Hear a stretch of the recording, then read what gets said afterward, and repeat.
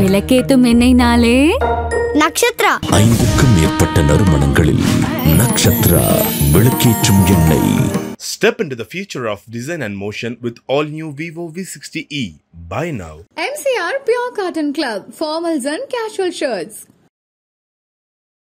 சூரசம்ஹாரம் அப்படின்னு சொல்லக்கூடியது நீங்க சொன்ன மாதிரி எத்தனையோ விழாக்கள் உலகளாவி கொண்டாடப்பட்டாலும் ஒரு விரதத்தோடு சார்ந்து கொண்டாடப்படக்கூடிய ஒன்று இந்த சூரசம்ஹாரம் அப்படின்னு சொல்லக்கூடியது. முக்கியமா சூரபத்மன் என்று சொல்லக்கூடிய ஒரு அசுரனுக்காக முருகப்பெருமானுடைய திரு அவதாரம் நிகழ்கின்றது.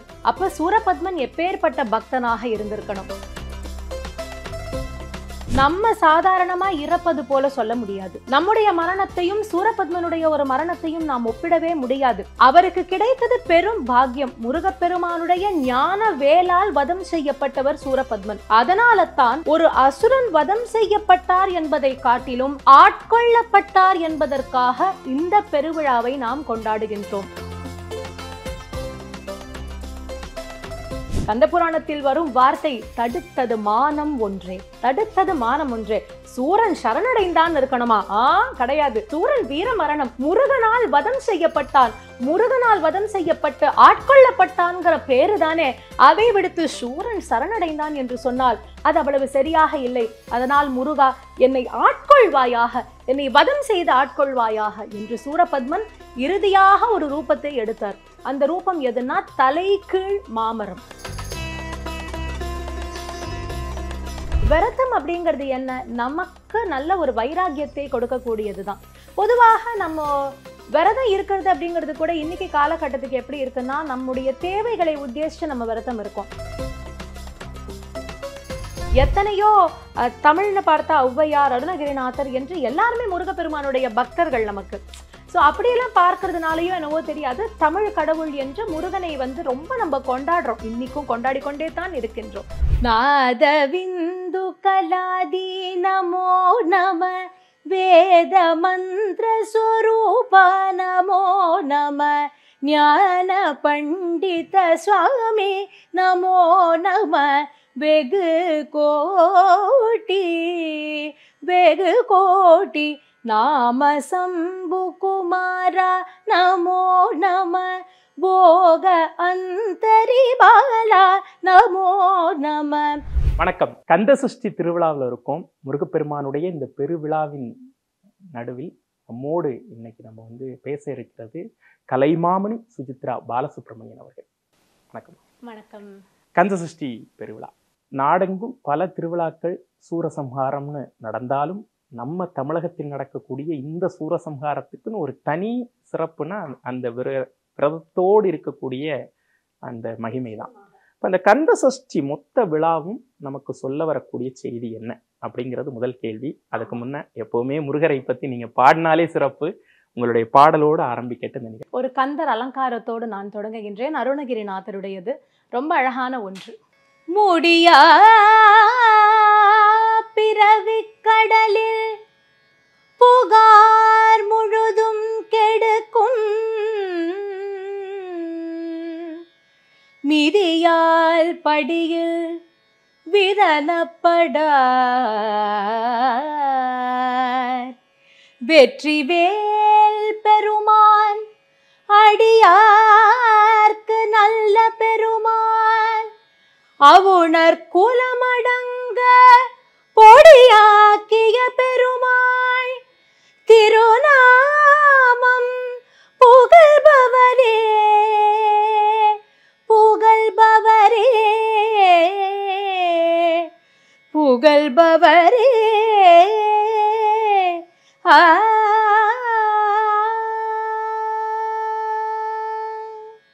கந்தசஷ்டி விழாவே அப்படி உயிர் பெற்றுடுச்சுன்னு சொல்லலாம் உங்களுடைய இந்த பாடல்கள்ல. ஆமா, இப்போ கந்தசஷ்டி அப்படின்னு சொன்னோன்னே நம்ம நினைவுக்கு வர்றது வதம் தான், அந்த சம்ஹாரம் தான். அப்ப இந்த ஒட்டுமொத்த நிகழ்வுல எப்படி விரதம் உள்ள வருது அப்படிங்கிறதும் இதனுடைய தாற்பயம் என்ன, ஒட்டுமொத்த இந்த விழாவுடைய தாற்பயம். சூரசம்ஹாரம் அப்படின்னு சொல்லக்கூடியது நீங்க சொன்ன மாதிரி எத்தனையோ விழாக்கள் உலகளாவி கொண்டாடப்பட்டாலும் ஒரு விரதத்தோடு சார்ந்து கொண்டாடப்படக்கூடிய ஒன்று இந்த சூரசம்ஹாரம் அப்படின்னு சொல்லக்கூடியது. முக்கியமா சூரபத்மன் என்று சொல்லக்கூடிய ஒரு அசுரனுக்காக முருகப்பெருமானுடைய திரு அவதாரம் நிகழ்கின்றது. அப்ப சூரபத்மன் எப்பேற்பட்ட பக்தனாக இருந்திருக்கணும். ஏன்னா சாமானியத்துல முருகப்பெருமான் அவரால் ஆட்கொள்ளப்படுவது என்பதும் அவரால் வதம் செய்யப்படுவது என்பதும் நம்ம சாதாரணமா இறப்பது போல சொல்ல முடியாது. நம்முடைய மரணத்தையும் சூரபத்மனுடைய ஒரு மரணத்தையும் நாம் ஒப்பிடவே முடியாது.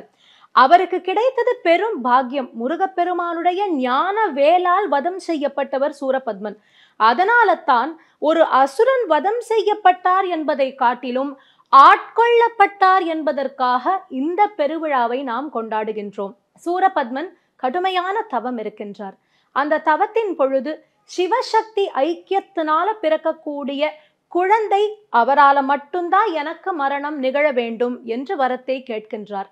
அதன் பிறகு தேவர்களை சிறை பிடிக்கின்றார். அதுதான் அவர் பண்ணின பெரிய ஒரு குற்றம் அப்படின்னு சொல்லலாம். அந்த பதவி வரும் பொழுது பல நேரங்கள்ல மமதை என்று சொல்லக்கூடியது அந்த ஞானமானதை மறைக்கின்றது. அஞ்ஞான திரை நமக்குள்ள எழும்பி எது உண்மை எது சத்தியம், நமக்கு வரங்கள் நிறைய கிடைக்க கிடைக்க வினயம் ஏற்படணும் அப்படிங்கிறதெல்லாம் மறந்து போய் பலவிதமான சூழ்ச்சியினால தேவர்களை அவர் சிறைப்பிடிக்கக்கூடிய ஒரு நிர்பந்தம் ஏற்படுகின்றது. அப்போ தேவர்களை சிறையில் இருந்து மீட்டு எடுக்க வேண்டிய ஒரு சூழல் எல்லாருக்குமே இருக்கு. ஏன்னா தேவர்களை சிறைப்பிடிச்சாச்சு அப்படின்னு சொன்னா இயக்கம் என்பது ரொம்ப கஷ்டமாக இருக்கு. அதுக்கப்புறம் அதனால தேவர்கள் எல்லோருமே சிவபெருமானை முறையிட்டார்கள். ஆனா அந்த சமயத்துல பார்வதியாக அவள் அவதாரம் பண்ணிட்டு இருந்தா. தாக்ஷாயணி என்ற பெயரோடு இருந்தவள் தாவோ. ஆனால் சிவபெருமான் ஒரு தரமா அவளை தாக்ஷாயணின்னு கூப்பிடும் பொழுது அவளுக்குள்ள ஒரு குற்ற உணர்ச்சி ஏற்பட்டதான். தக்ஷனுடைய பெண்ணுன்னு சொல்லி என்னை கூப்பிடும் பொழுது என்னவோ ஒரு உறுத்தல் எனக்கு இருக்கு. அதனால இந்த பெயரையே எல்லாரும் மறந்து வேறொரு பெயர் இன்னும் பிராபல்யமா எனக்கு இருக்கிற மாதிரி ஒரு நிலைமை வந்ததுன்னா நன்றாக இருக்குமே அப்படின்னு கேட்ட பொழுது அப்போ பரமேஸ்வரன் ஹிமவான், அதாவது ஹிமயம் என்று சொல்லக்கூடிய மலை ராஜன், நீ குழந்தையா பிறக்கணும்னு உனக்காக காத்துட்டு இருக்கான், அதனால நீ சென்று அவதாரம் பண்ணுன்னு சொல்ல மானசரோவர்ல அம்பிகை அவதாரம் பண்ணி பர்வதராஜனுக்கு புத்திரி, அதனால பார்வதின்னு திருநாமம். அப்படி பார்வதியா அவதாரம் பண்ணி அப்பத்தான் அவ தபஸ் பண்றா பரமேஸ்வரனை கல்யாணம் பண்ணிக்கணும் அப்படிங்கிறதுக்காக. ஆனால் இங்கு சிவபெருமானோ அன்னை அவரை விட்டு போன உடனேவே ஆழ்ந்த தபஸ் என்று சொல்லக்கூடிய தியான நிலையில் செல்கின்றார். தட்சிணாமூர்த்தின்னு நம்ம பார்க்கிறோம் இல்லையா, அந்த ரூபத்தை எடுத்துக்கொண்டு அவர் ஆழ்ந்த தியானத்துல இருக்கார். இப்போ பரமேஸ்வரனை தேவர்கள் முறையிட்டாலும் அவர் எழுந்துக்க கூடிய, ஏன்னா ரொம்ப ஆழ்ந்த தியானத்துல இருக்கிறதுனால அவரை எப்படி எழுப்புறதுன்னு தெரியல. அப்ப யுக்தி கேட்ட பொழுது மன்மதனை அவர்கள் எல்லாரும் சென்று கேட்கின்றார்கள். மன்மதா, ஒன்னால மட்டும்தான் முடியும், அதனால நீ எப்படியாவது பரமேஸ்வரனை எழுப்பு அப்படின்னார். மன்மதன் சொல்றாரா, நான் அவரை எழுப்பிடுவேன், அதுக்கப்புறம் என்ன யார் எழுப்புறதுன்னு கேட்டார். வேற வழி இல்லப்பா, நீ இந்த ஒரு நல்ல காரியத்துக்காக, ஏன்னா சூரபத்மனுடைய ஒரு கெடுதல் எல்லாம் குறையணும் இல்லையா, அவர் செய்யக்கூடிய இதெல்லாம் குறைஞ்சாதான் நமக்கெல்லாம் நல்லது அப்படின்னு சொல்ல, அதன் பிறகு மன்மதன் பஞ்ச பானங்களை பரமேஸ்வரன் மீது ஏவ, அவர் தியான நிலையில் இருந்ததுனால இந்த 2 கண்கள் திறக்காது, நெற்றிக்கண் திறந்தது. அதில் இருந்து நெருப்பு பொறி அக்னி கிளம்பி அவரை பஸ்மாகாரம் செய்தது மன்மதனை. இது எல்லாருக்குமே தெரிஞ்சது. இதுக்கப்புறம் பார்வதி கல்யாணமானது. பார்வதி கல்யாணம் ஆனதுக்கு அப்புறம் தான் குமார சம்பவம் என்று சொல்லக்கூடியது. இந்த குமார சம்பவம் என்பது பரமேஸ்வரனுடைய 5 முகங்கள் அதுல இருந்து பொறி கிளம்புறது அப்படின்னு சொல்றது உண்டு. ஆனால் பரமேஸ்வரனுக்கு 6வது முகம் உண்டு. அந்த முகத்திற்கு ஹதோ முகம் அப்படின்னு பேரு. ஞானிகள் கண்களுக்கும் பக்தர்கள் கண்களுக்கும் தெரியக்கூடிய முகம் அது, அந்த ஹதோ முகம். ஆக சிவபெருமானுடைய 6 முகங்களில் இருந்து 6 பொறி அப்படி கிளம்பியது. சரவண பொய்கையில 6 தாமரையில் அவை மலர்ந்தது. 6 குழந்தைகளாக, ஆண் குழந்தைகளாக உருவெடுத்தது. கார்த்திகை பெண்கள் அந்த 6 குழந்தைகளை வளர்க்கின்றார்கள். அதன் பிறகு 6 குழந்தைகளை 6 முகம் ஓருடலாக பார்வதி அணைத்து அவரே கந்த பெருமான், முருகப்பெருமான் என்றெல்லாம் இன்னைக்கு நம்ம அழைக்கிறோம். முருகு என்றாலே அழகு. முருகனுடைய அழகிற்கு ஈடு இணையே கிடையாது. அப்படிப்பட்ட முருகனுடைய அவதாரத்தின் முக்கிய நோக்கம் எது அப்படின்னா சூரசம்ஹாரம் என்பது. சூரபத்மன் நிறைய கொடுமைகளை பண்ணினால்தான் அவருடைய வரத்தினுடைய பலன் எல்லாம் குறையும். அப்பதான் அவரை அழிக்க முடியும். அதனால கொஞ்ச காலம் அவர் செய்யறத செய்யட்டும் அப்படின்னு விடுறாங்க. அதன் பிறகு வீரபாகுவ தூது அனுப்புறார் முருகப்பெருமான். வீரபாகு தூது சென்ற பொழுது கூட சூரபத்மன் அதற்கு ஒத்துக்கொள்ளவே இல்லை. சமுத்திரத்துக்கு மத்தியில வீரமகேந்திரபுரம் அப்படின்னு ஒரு இடத்தையே அமைத்து ரொம்ப அற்புதமான ஒரு அரசாட்சியை அவர் செய்து கொண்டு வருகின்றார். அந்த மாதிரி தருணத்துலதான் தேவர்களை விடுவிக்க வேண்டும் என்று வீரபாகு தூது போய் கேட்கின்றார். ஆனால் சூரபத்மன் முடியாதுன்னு சொன்னார். அப்ப யுத்தம் தான் அப்படின்னு உடனே எனக்கு ஒண்ணும் இல்ல, யுத்தத்துல நம்ம சந்திக்கலாம் அப்படின்னு சொல்ல யுத்தம் தொடங்கியது. யுத்தம் தொடங்கி அந்த யுத்தம் ஒவ்வொரு நாளும் சூரபத்மனுடைய உடப்பிறந்தவர்கள், அவருடைய குழந்தைகள் என்று எல்லாரையுமே முருகப்பெருமான் அழிக்கின்றார். இதுல என்ன அப்படின்னா, இப்ப இனிமே அடுத்து சூரபத்மன் தான் கிளம்பணும் யுத்தத்துக்கு அப்படின்னு இருந்தது. சூரன் வீர தீரமாக கிளம்பினார். கிளம்பும் பொழுது மனைவியானவள் சொல்கின்றாராம், சுவாமி நீங்க கொஞ்சம் கவனமாக இருந்தால் தேவல, நிறைய பேரை நம்ம குடும்பத்துல இழந்து விட்டோம், அதனால் இந்த யுத்தம் எதற்குன்னு கொஞ்சம் நீங்க யோசிக்கலாமே, வந்திருக்கிறவரை பார்த்தா சாதாரணமா தெரியல அப்படின்னு சொன்ன பொழுது அவர் சொன்னார், யாரோ ஒரு பொடி பையன் வந்திருக்கான், அந்த பொடி பையனை பார்த்து என்ன பயப்பட சொல்றியா?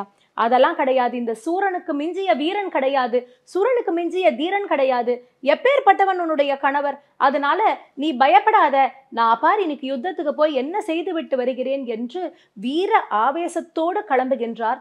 ஆரவாரமான யுத்தம் நிகழ்கின்றது முருகப்பெருமானுக்கும் சூரபத்மனுக்கும் நடுவுல.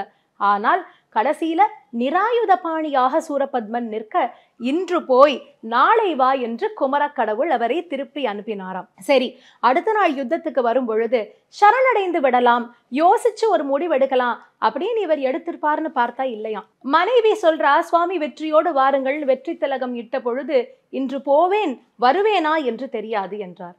அப்போ அந்த மனைவி கேட்டாலாம், சூரன் வாயிலிருந்தா இப்படி ஒரு வார்த்தை, எப்பேற்பட்டவர் நீங்கள், உங்கள் வாயிலிருந்து இப்படி ஒரு வார்த்தையை நான் எதிர்பார்க்கலையே என்றார். அவர் பாலன் தானே என்று சொன்னீர்களே. அப்ப சொன்னாராம், அவர் பாலன், ஆனால் அவரே எனக்கு காலன் என்பதையும் நேற்று உணர்ந்தேன் என்று சூரபத்மன் சொன்னார். அப்ப கூட அவ கேட்டாலாம், இவ்வளவு தெரிகின்றதல்லவா, அப்ப சரணடைந்து விடலாம் தானே. அப்ப சூரபத்மன் சொன்னாராம், சூரனாவது சரணடைவதாவது ஒரு காலம் நடக்காது, வீர மரணம் யுத்தத்தில் உண்டே வழிய சரணடைவது என்று கிடையாது. பெண்ணே, நீ எவ்வளவு பெரிய பாக்கியசாலி என்று நினைத்து பார். உன்னுடைய கணவனுடைய சரித்திரம், முருகப்பெருமானை பற்றி பேச வேண்டும் என்றால் சூரபத்மனை பற்றி முதலில் பேசி ஆக வேண்டும். அவருடைய அவதார நோக்கம் பேசும் பொழுது சூரபத்மனை பற்றி பேசித்தான் ஆக வேண்டும். அதோடு அல்ல, அந்த பாலன் முருகனால் எனக்கொரு மரணம் ஏற்பட்டது என்றால் அது முக்தி பேறு அல்லவா, அதனால் எப்படி பார்த்தாலும் நாம் பாக்கியசாலிகள், சரணடைவது என்பது கிடையாது என்று சொல்லிவிட்டு சூரபத்மன் அன்று யுத்தத்துக்கு கிளம்பினார். சரி, தோக்க போறோம்னு தெரிஞ்சதுக்காக ரொம்ப கம்மியா அவர் யுத்தம் பண்ணலையாம். இன்னும் வீர ஆவேசம் எடுத்து அவ்வளவு ரௌத்ரத்தோடு அவர் பராக்கிரமசாலி, அப்படி ஒரு யுத்தத்தை செய்கின்றார். அவ அம்மா மாயா புத்திரன்கிறதுனால பலவிதமான ரூபங்களை சூரபத்மனால எடுக்க முடிகின்றது. விதவிதமான ரூபங்களை எடுக்கின்றாராம். எல்லா ரூபத்தையும் முருகப்பெருமான் அப்படி கையை கட்டி கொண்டு சூரபத்மன் என்னவெல்லாம் செய்கின்றார், என்னென்ன ரூபம் எல்லாம் எடுக்கின்றார் என்பதை பார்த்தார். அப்படி பார்த்தவர், சூரபத்மனே ஒரு ரூபம் எல்லாம் முடிந்தது தானே, இத்தனை ரூபம் நீ எடுத்த, இப்ப நான் ஒரு ரூபம் எடுக்கிறேன் பாக்குறியா அப்படின்னு கேட்டுவிட்டு விஸ்வரூப தரிசனமானதை காண்பித்தாராம். 12 தோள்கள், 6 முகம், 18 கண்கள். முருகப்பெருமானுக்கு 12 கண்கள்னு நிறைய பேர் சொல்றது உண்டு. ஆனா சிவ குடும்பத்தை சேர்ந்த எல்லாருக்குமே நெற்றிக்கண் உண்டு. அதனால 18 கண்கள் முருகப்பெருமானுக்கு. அப்படி விண்ணுயர்ந்து நிற்கின்றார், வானோங்கி நிற்பது போல வளர்ந்து கொண்டே போகின்றார். அவருடைய, அதாவது இந்த உலகத்துக்கு என்ன அளவு இருக்கோ அதற்காக தன்னை குறுக்கி கொள்கின்றாராம் முருகப்பெருமான். இதற்கு மேல இடம் இல்லை அப்படிங்கிற மாதிரி அவரால் வளர முடியும். அப்படி ஒரு ரூபத்தை எடுத்தாராம், மயில் மீது அப்படி ஒரு ரூபத்தை எடுத்த உடனே இந்த இடத்துல கந்த புராணத்துல கச்சீப்பர் எழுதியிருக்கிறது இருக்கே, கதறுகின்றார் சூரபத்மன். மனசுக்குள்ள ஒரு அஞ்ஞானம் எப்படி இவ்வளவு காலம் இருந்திருக்கு என்பதை நினைத்து அழுகின்றாராம். இந்த தரிசனம் கிடைக்காதான் எத்தனை பக்தர்கள் காத்து கொண்டிருக்கின்றார்கள். அப்படி இருக்கும் பொழுது இந்த பாவி, இந்த அல்பனுக்கு இப்படி ஒரு தரிசனமா, விஸ்வரூபத்தை காண்பிக்கிறியே, இது அப்பவே காண்பிச்சிருக்க கூடாதா? என்னுடைய அஞ்ஞானத்தை நீ விலக்கிருக்க கூடாதா? சுஞானம் பிறந்திருக்குமே, இவ்வளவு தவறுகள் செய்திருக்க மாட்டேனே, இப்படி பண்ணிட்டியே முருகா என்று கதறுகின்றானாம் சூரன். முருகன் கேட்டார், சரி அப்ப சரணடைறியா, தேவர்களை விடுவிக்கிறையா என்று கேட்டப்ப, அது எப்படி முடியும்? அது முடியாது. கந்த புராணத்தில் வரும் வார்த்தை, தடுத்தது மானம் ஒன்றே. தடுத்தது மானம் ஒன்றே. சூரன் சரணடைந்தான் இருக்கணுமா? கிடையாது. சூரன் வீர மரணம். முருகனால் வதம் செய்யப்பட்டான். முருகனால் வதம் செய்யப்பட்டு ஆட்கொள்ளப்பட்டான்கிற பேரு தானே. அதை விடுத்து சூரன் சரணடைந்தான் என்று சொன்னால் அது அவ்வளவு சரியாக இல்லை. அதனால் முருகா, என்னை ஆட்கொள்வாயாக, என்னை வதம் செய்து ஆட்கொள்வாயாக என்று சூரபத்மன் இறுதியாக ஒரு ரூபத்தை எடுத்தார். அந்த ரூபம் எதுனா தலைகீழ் மாமரம். தலைகீழ் மாமரமாக ஒரு ரூபத்தை எடுத்துட்டார். அதாவது வேர் மேலே இருக்கின்றது, இவர் தலைகீழே இருக்கின்றார். அப்படிப்பட்ட அந்த மாமரத்தில் சக்தியான பார்வதி வேல் முருகப்பெருமானுக்கு கொடுக்கிறார். இந்த வேல் வழங்குதல் கூட ரொம்ப சிறப்பு. எங்கன்னு பார்த்தீங்கன்னா சிக்கல்ல. சூரசம்ஹாரம் திருச்செந்தூர்ல ரொம்ப முக்கியம் அப்படின்னா 5ஆம் நாள் சிக்கல்ல ரொம்ப விசேஷம். ஏன்னா சிக்கல் சிங்காரவேலனுக்கு அந்த வேல் வாங்கின உடனேவே செப்பு திருமேனி, ஆனா அதுல அப்படி வேர்த்து விடும். இன்னும் சொல்ல போனா அந்த திருமேனி மட்டும் அல்ல, அந்த திருமேனியை கொண்டு போய் அவர்கள் எங்கு வைக்கின்றார்களோ அந்த இடம் முழுக்க அப்படியே ஈரம் விட்டு வரும். இன்னைக்கும் நம்ம போனா பார்க்க முடியும். அவங்க அந்த இப்போ டைல்ஸ் இருக்கு. முன்னாடியெல்லாம் அது செவராக இருக்கிறதுனால அந்த ஈரம் கண்ணால பார்க்க முடியும். இப்போ கொஞ்சம் டைல்ஸ் எல்லாம் இருக்கிறதுனால அப்படி வழிச்சே காமிப்பாங்க. எடுத்தா அவ்வளவு முத்து முத்து முத்து முத்தா வேர்த்திருக்கும் அந்த முருகனுக்கு. இன்னைக்கும் பார்க்கலாம். அந்த அத்புதத்தை அத்தனை பேரும் உணர முடியும். அப்படி 5ஆவது நாள் வேல் வாங்கும் படலமாயிருக்கு. அந்த சக்தி வேலினால், ஞான வேலினால் சூரபத்மனை முருகப்பெருமான் வதம் செய்கின்றார். மயிலும் சேவல் கொடியுமாக மாற்றி தன்னோடு வைத்துக் கொண்டு ஆட்கொண்டார். இப்ப எல்லாருக்கும் ஒரு சந்தேகம் வரும். விஸ்வரூபத்திலேயே மயில் இருந்ததுன்னு சொன்னோமே, ஆனா சூரபத்மனை தான் மயில் ஆக்கினார்னு சொன்னா அப்ப அதுக்கு முன்னாடி எப்படி மயில்? அப்போ இந்திரன் தான் அவருக்கு மயிலாக இருந்தார். இந்திரன் மயிலாக முருகப்பெருமானுக்கு இருந்தார் சூரன் வரத்துக்கு முன்னாடி. சூரபத்மன் வந்த உடனேவே மயிலும் சேவல் கொடியுமாக அவரை ஆட்கொண்டு இன்றும் அந்த வெற்றி திருக்கோலத்தில் ராஜ கம்பீரமான ஒரு கோலத்தில் நமக்கு திருச்செந்தூரில் காட்சி அளிக்கின்றார் முருகப்பெருமான். இப்படி இந்த சூரசம்ஹாரம்ங்கிறது பொதுவா நம்ம வாழ்க்கையிலேயே நம்மளால சேர்த்துக்க முடியும். மும்மலங்கள்னு நம்ம சொல்றோம் இல்லையா? இந்த மும்மலங்கள் நம்மை விட்டு அழிய வேண்டுமே, ஆனால் முருகனுடைய ஞானவேல் வர வேண்டும். அந்த ஞானவேல் தான் மும்மலங்களையும் அழித்து நம் அஞ்ஞான திரையை விலக்கி மெய்ஞானத்தை நமக்கு தரக்கூடியது என்ற பெரும் தத்துவார்த்தத்தை இந்த சூரசம்ஹாரம் கந்தசஷ்டி பெருவிழா நமக்கு உணர்த்துகின்றது அப்படின்னே சொல்லலாம். இந்த கந்தசஷ்டி விழால முருக பக்தர்கள் எல்லாம் விரதம் இருக்கிறாங்க. அவங்களுக்கு ஒவ்வொரு பிராந்தியத்துக்கேற்ப விரத முறைகள் மாறினாலும் விரதம் அப்படிங்கிறது இருக்கு. சஷ்டியில் இருந்தால் அகப்பையில் வரும் அப்படிங்கிற மாதிரியான ஒரு பழமொழி ரொம்ப காலமா சொல்றோம். சஷ்டி விரதம் அப்படின்னு சொன்னாலே அது குழந்தை பேருக்கான முக்கிய விரதமாகத்தான் கருதப்படுகின்றது. பொதுவா மாதாந்திரத்துல இருக்கக்கூடிய சஷ்டியில விரதம் இருக்கிறது அப்படின்னு உண்டு. அப்படி இருக்க முடியாதவர்கள் இந்த மகா சஷ்டியின் பொழுது விரதம் இருக்கிறதுங்கிறது ரொம்ப விசேஷம். மகா சஷ்டிங்கிறது 7 நாள் விரதம். ரொம்ப பேர் 6 நாள் அப்படின்னு நினைப்பாங்க. ஆனா 7 நாள் விரதமானது. அந்த அமாவாசை தீபாவளி முடியறது இல்லையா, ஐப்பசியில நமக்கு அந்த அமாவாசை முடிஞ்சு பிரதமையில தொடங்கக்கூடியது. பிரதமையில தொடங்கி சம்ஹாரம் சஷ்டி அன்னைக்கு நடக்கும். அதுக்கு மறுநாள் 7வது நாள் தேவசேனாவையும் வள்ளியையும் திருமணம் செய்து கொள்ளக்கூடிய அந்த படலம், அதோடு தான் இந்த கந்தசஷ்டி விரதம் அப்படின்னு சொல்லக்கூடியது பூர்த்தி ஆகின்றது. அந்த விரதமானது இருக்கும் பொழுது பல விதத்துல இருக்கிறது. ஒவ்வொருத்தர் ஒரு விதமா அந்த விரதத்தை அனுஷ்டிக்கிறது உண்டு. இப்ப சில பேர் பாத்தீங்கன்னா ஒரு வேளை சாப்பிடுவாங்க, 2 வேளை பட்னி இருப்பாங்க. சில பேர் 2 வேளை சாப்பிடுவாங்க, 1 வேளை பட்னி இருப்பாங்க. அது மாதிரி சில பேர் உப்பு இல்லாம ஆகாரம் எடுத்துக்கிறது, உப்பு இல்லாம சாப்பிட்றது, எதுலையுமே உப்பு போட மாட்டாங்க, அந்த மாதிரி எடுத்துப்பாங்க. உதாரணமா இப்ப பால் சாதம் இருக்கு இல்லையா, தயிர் சாதம் கூட உப்பு போடாம சாப்பிட்றது, அந்த மாதிரி அனுஷ்டிக்கிறது அப்படின்னு சில பேர் செய்யறது உண்டு. சில பேர் பார்த்தீங்கன்னா வெறும் நீராகாரம், அந்த பழரசங்கள் ஜூஸ் மட்டுமே சாப்பிட்டு எடுத்துக்கிறவங்க உண்டு. சில பேர் பார்த்தீங்கன்னா பழங்களை மட்டுமே உண்டு எடுத்துக்கக்கூடிய அந்த அனுஷ்டானமும் உண்டு. 3 வேளையும் பழம் தான் சாப்பிடுவாங்க. காலையில ஒரு வாழைப்பழம் மேபி சாப்பிடலாம், மாதுளம் பழம், அப்புறம் ஒரு ஆப்பிள், அந்த மாதிரி ஒரு வேளைக்கு ஒரு பழம் தான்.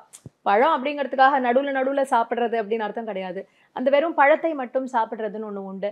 பால் விரதம்னு ஒன்று உண்டு. ஒரு நாளைக்கு ஒரே ஒரு டம்ளர் பால், அதுவும் முருகப்பெருமானுக்கு அபிஷேகம் செய்து வரக்கூடிய அந்த பால் ஒரே ஒரு டம்ளர் மட்டும் சாப்பிட்டு நாள் முழுக்க விரதம் இருக்கிறது அப்படிங்கிறது உண்டு. இளநீர் விரதம், அவங்க அன்னைக்கு வெறும் இளநீர் மட்டும்தான் சாப்பிடுவாங்க. இளநீரும் அதில் இருக்கக்கூடிய அந்த வழுக்கை தேங்காய் சொல்லுவோம் இல்லையா, அது ஒன்று தான் சாப்பிடுவாங்க. அதை சாப்பிட்டு விரதம் இருக்கிறது அப்படின்னு ஒன்று உண்டு.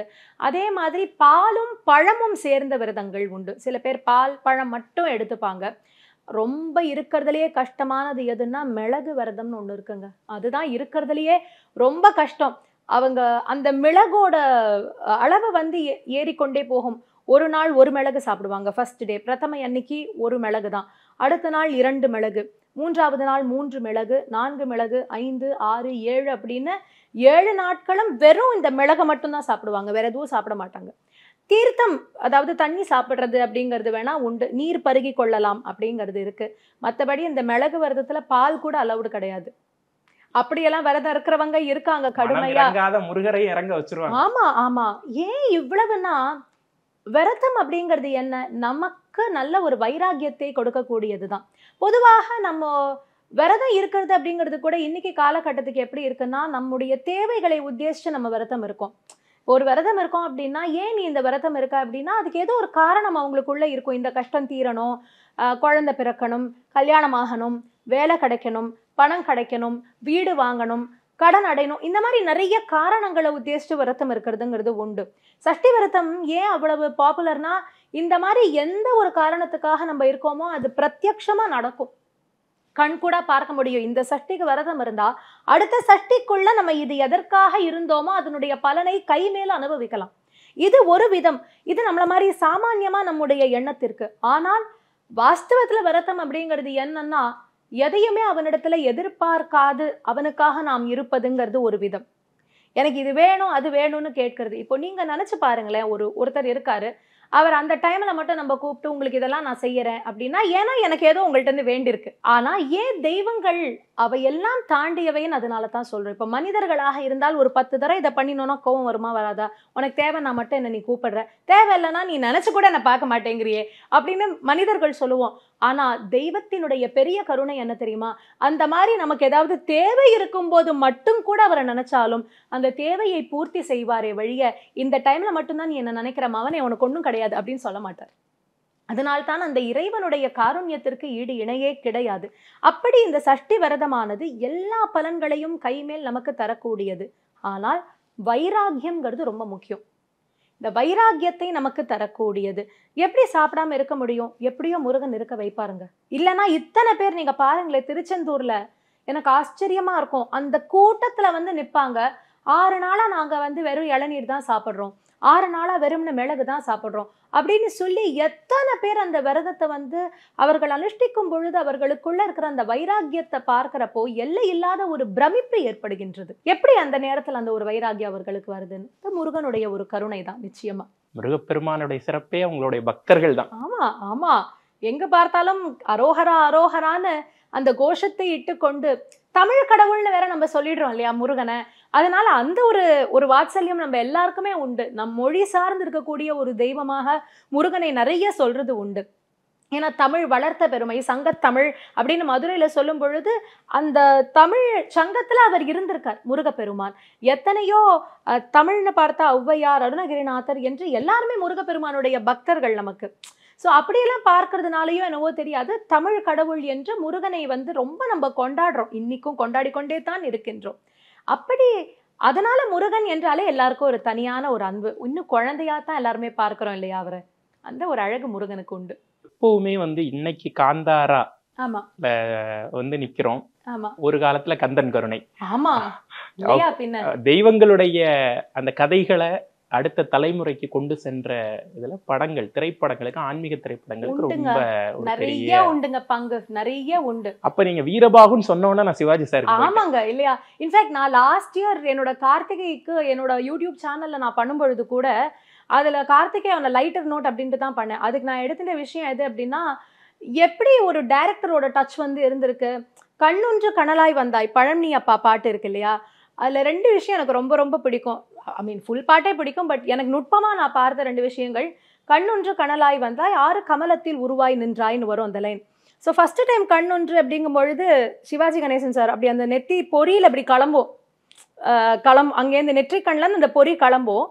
அந்த கண்டினியூட்டி எப்படி இருக்கும் தெரியுமா? தாமரை அப்படி மலர்ந்துருக்கும், அதுல குழந்தை ஃபர்ஸ்ட் வராது, அதுல ஃபர்ஸ்ட் பொறி தான் வரும். பொறி வரும், அதுக்கப்புறம் தான் 6 கமலத்துல 6 பொறி வந்த அப்புறம் தான் அது வந்து குழந்தையா மாறும். அடுத்த லைன் கார்த்திகை பெண் பால் உண்டாய் அப்படிங்கும் பொழுது முதல் தர கார்த்திகை பெண்கள் வருவாங்க, அப்படி குழந்தையை தூக்குவாங்க. செகண்ட் டைம் கார்த்திகை பெண்கள் பெண் பால் உண்டா இல்லையா அப்படி திரும்பிடுவாங்க ஃபீட் பண்றத. ஸோ எவ்வளவு அழகா அதை காண்பிச்சிருப்பாங்க. எல்லாத்தையும் மீறி அந்த கடைசி லைன் ஒரு பவர்ஃபுல்லான லைன்ங்க. அது உன் தத்துவம் தவறு என்று சொல்லவும், இப்ப அவர் சொல்றா ஊருண்டு பேருண்டு எல்லாம் சொல்லிட்டே வரும் பொழுது கடைசியில முருகனை பார்த்து நீ ஒரு தவறு பண்ணிட்ட, அன்னையும் பிதாவும் முன்னறி தெய்வம் எனக்கு சொன்னதே நீதான், அப்படி இருக்கிறப்ப நீ அப்பா அம்மா பேச கேட்காம இங்க வரலாமா அப்படின்னு முருகனை பார்த்து நீ செய்தது தவறு என்று ஒரு பக்தை சொல்லணும். ஆனால் அப்ப முருகனை விட பெரிய விஷயத்தை வச்சுதானே அவர்கள் சொல்ல முடியும். அதனால தான் அந்த கடைசி வரி எப்படிதான் அது கண்ணதாசனையாக்கு என்னமா அந்த வரி தோன்றியதோ தெரியாது, எனக்கு இன்னி வரைக்கும் ரோமாஞ்சனம் தான். உன் தத்துவம் தவறு என்று சொல்லவும் ஔவைக்கு உரிமை இல்லை, ஔவையின் தமிழுக்கு உரிமை உண்டு. அப்ப அந்த தமிழ் மொழி என்பது இறைவனையும் தாண்டிய ஒரு விஷயமாக அவ்வளவு முக்கியத்துவம் கொடுக்கப்பட்டது என்ற எவ்வளவு அழகான விஷயத்தை திரை இசையின் மூலமாக அத்தனை பேருக்கும் கொண்டு சேர்த்தார்கள். யாரால கேபி சுந்தரம்பாளை மறக்க முடியும் அந்த அம்மாவை? கந்தன் குரணி படத்துல நான் சொல்ல வந்த விஷயம், இப்ப வீரபாகு அவர்கள் தொடர்ந்து போரிடுறாரு, வீரமகேந்திரபுரியை டச்சே பண்ண முடியல. இன்னும் சிவபெருமானுடைய மகனே இறங்கி போரிடுறாரு, ஆனாலும் முடியலையே அப்படின்னு சொல்லிட்டு போயிட்டு முருகப்பெருமான்கிட்ட சொல்றாரு, நீங்களே போரிடுறீங்க, ஆனா ஏன் இந்த தயக்கம், ஏன் இந்த ஒரு இடர்பாடு அப்படிங்கிறப்ப அவர் ஒரே லைன்ல முடிச்சிருவார், இன்னலுக்கு பிறகுத்தானே இன்பம் அப்படின்னு ஒரு வார்த்தை. அப்போ நம்ம இந்த கந்த சஷ்டியில நினைவு கூற வேண்டியது முருகப்பெருமானோடு படையிட்ட அந்த போரிட்ட அந்த முருக பரிவாரங்களையும் நம்ம நினைவு கூறணும். வீரபாகு, வீரமகேந்திரன் அவர்களுடைய அந்த அந்த தெய்வ அம்சம். ஆமா, சிவனுடைய அம்சமாகத்தான் அவர் எல்லாருமே வருகின்றார்கள். அத்தனை பேரையும் சிவபெருமான் உருவாக்குகின்றார். வீரபாகு உள்ளிட்ட அவர்கள் எல்லாரையும் முருகனோடு துணையாக அந்த படையை உருவாக்கி தலைமை படை மாதிரி இருக்கு. அதுக்கப்புறம் ஒரு பெரிய பரிவாரம் அவரோடு சேர்ந்து வருகின்றது. வீரமகேந்திரபுரம் எப்படின்னா, வீரமகேந்திரபுரத்தை தொடணும்னா முதல்ல தம்பிகள் கட்டிய கோட்டைகளை எல்லாம் தகர்த்தணும். அப்போ சூரபத்மனுடைய சகோதரர்கள் அந்த அளவுக்கு அண்ணாவிடத்துல ஒரு மரியாதை, ஒரு விசுவாசம் உண்டு. அந்த பாசம் அவர்களை தாண்டித்தான் என்னுடைய அண்ணனை தொட முடியும் அப்படிங்கிற அளவுக்கு அசுரர்களாக இருந்தாலும் வியக்கத்தக்க பல விஷயங்கள் அவரிடத்திலும் இருந்தது. லைக் அவங்களோட பக்தி. சூரபத்மன் மாதிரி யாரால தவம் செய்து விட முடியும்? அந்த மாதிரி தவம் பண்ணலன்னா முருகப்பெருமான் கையால அவருக்கு இப்படி ஒரு ஆட்கொள்ளல் அப்படிங்கிறது அவருக்கு கிடைக்கக்கூடியதா அப்படின்னா கிடையாது. அப்ப எவ்வளவு கடுமையான தபஸ் பண்ணிருக்கணும் சூரபத்மன். அப்ப பக்தி அப்படி இருந்திருக்கு. அசுரர் அப்படிங்கிறதுக்காக பக்தி இல்லாதவர்களாக இல்லை, பக்தி அவர்களுக்குள்ளே அப்படி இருந்திருக்கு. நம்ம நினைச்சு கூட பார்க்க முடியாது. ஒரு நாள் வரதுக்கே நமக்கு அவ்வளவு பாடா இருக்கு. அப்ப அத்தனை காலங்கள் தவம் செய்யணும்னா என்ன நிர்ணயம் இருக்கணும், அதுல என்ன ஒரு வைராக்கியம் இருக்கணும். புயலாகட்டும், வெயிலாகட்டும், ஒரேயர் அளவுக்கு பனியாகட்டும், சாப்பாடு கிடையாது, தீர்த்தம் கிடையாது, இப்படி ஒரு கடுமையான தவத்தை அவர்கள் இருந்தார்கள் என்று பார்க்கும் பொழுது அதுல நமக்கு கிடைக்கிற வியப்பே தனி. அதே போல அந்த சகோதரர்களுக்குள்ள இருந்த பாசம், ஒருத்தருக்கொத்தர் விட்டு கொடுக்காம, அண்ணாவை தொடணும்னா எங்களெல்லாம் தாண்டி தான் என்னுடைய சகோதரனுக்கு ஒன்று அப்படின்னு அந்த தம்பிமார்களுக்கு அவர் மேல இருந்த ஒரு பெரிய பாசம், இதெல்லாம் நம்ம தெரிந்து கொள்ள வேண்டிய ஒரு விஷயம். அவர்கள்ட்ட இருந்தும் நிறைய பார்க்க முடியும். புராணங்கள் அதுதானே நமக்கு ஒத்தொத்தர்கிட்ட இருந்து பல விஷயங்களை பலவிதமான பரிமாணங்கள்ல நம்மளால பார்க்க முடியும். நேர்காணலுடைய ஆரம்பத்துல நீங்க சொன்ன மாதிரி முருகருங்கிற ஹீரோவை பேசணும்னா சூரபத்மன்கிற வில்லனை பேசாம இருக்கவே முடியாது அப்படிங்கிற அளவுக்கு இருக்கார், நிரம்ப இருக்கார்.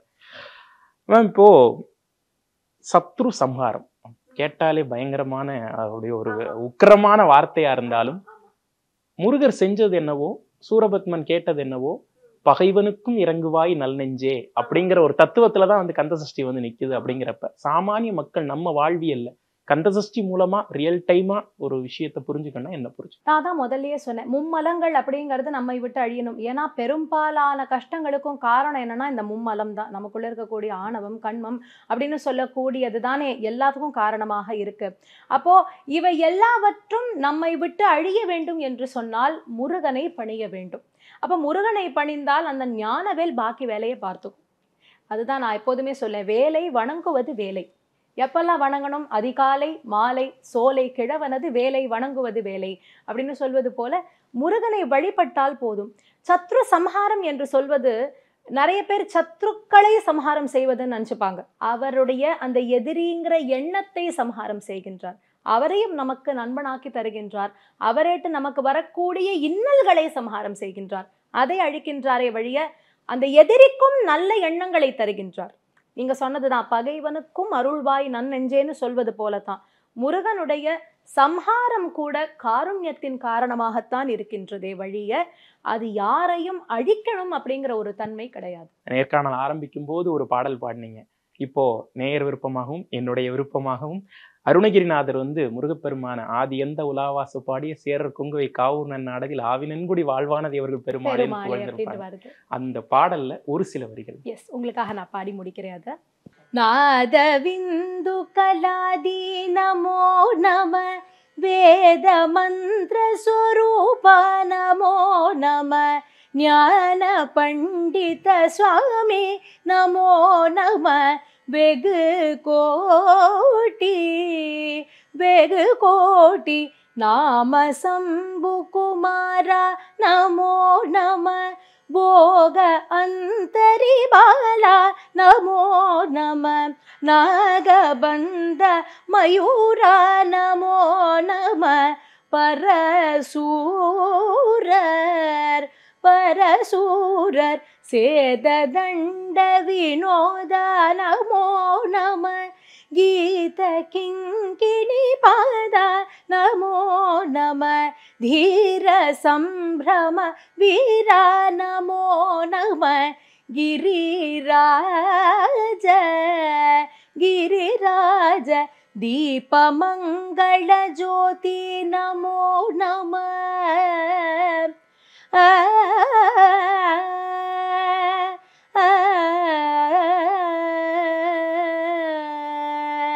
दीपमंगल ज्योति नमो नमः तूय अंबल लीला नमो नमः देव कुंजरी पागा नमो नमः अरुள்தாராய்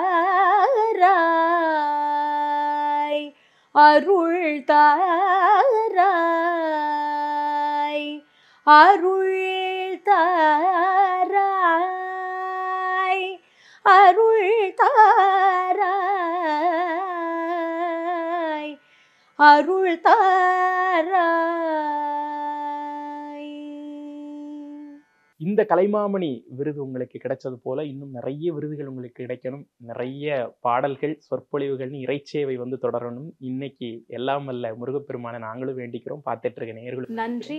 அத்தனை பேருக்கும், பார்த்து கொண்டிருக்கிற எல்லா நேயர்களுக்கும் கந்தசஷ்டி பெருவிழா இதன் மூலமாக எல்லா விதமான அருள்களும் முருகப்பெருமான் அவர்கள் அளிக்க வேண்டும் என்று முருகப்பெருமானை பிரார்த்திக்கின்றேன். நன்றி. விளக்கேத்தும் எண்ணெய்னாலே நக்ஷத்ரா. 5க்கும் மேற்பட்ட நறுமணங்களில் நக்ஷத்ரா விளக்கேற்றும் எண்ணெய். Step into the future of design and motion with all new Vivo V60e. Buy now. MCR Pure Cotton Club, formals and casual shirts.